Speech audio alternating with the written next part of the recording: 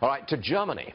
Angela Merkel's party has just lost big in the latest election, and Angela Merkel now says she wishes she could turn back time over the migrants.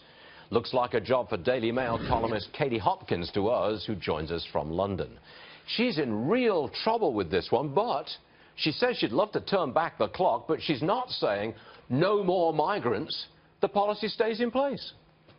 Yeah, 82% of people in Germany say they disagree with the migrant policy, that they want it changed.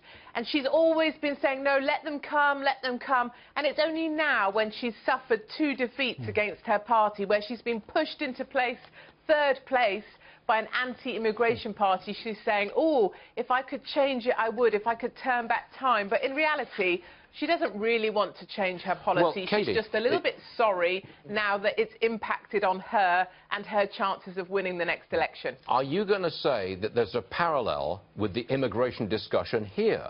Because Hillary Clinton and President Obama are both saying, keep the migrant flow coming.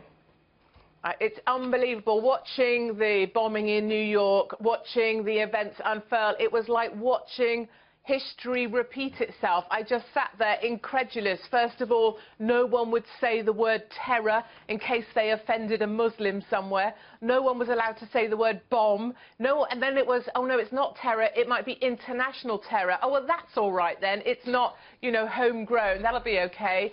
And then, you know, this idea that we've caused the problem with our narrative of hate. People like me, people like Donald Trump, we've caused the problem. We have that as well. And then you have Obama standing up and saying, you know, do not let this make you afraid. Do not have fear. We will not back down. Well, that's all very well if you've got 24/7 and FBI close protection.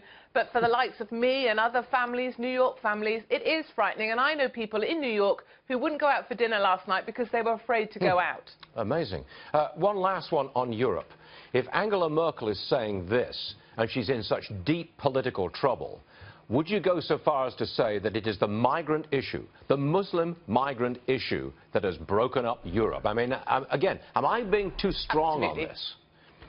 Absolutely. For me, Brexit was determined by the migrant issue. I believe we voted to leave the European Union because we did not want to be told how many migrants we were going to have to take. I now believe the same parallel will happen. America will have its Brexit, and I believe this is the moment Donald Trump wins this thing, because we've had enough of people telling us, oh, but it was only these 3 or 4 migrants, these 3 or 4 Muslims that did this. Everyone else is lovely. We get told here, oh, but Katie, a lot of the people that are also injured are Muslim. That doesn't make it okay. Multiculturalism isn't if we all die together. You know, I think this wins it for Donald, and that makes me a happy girl.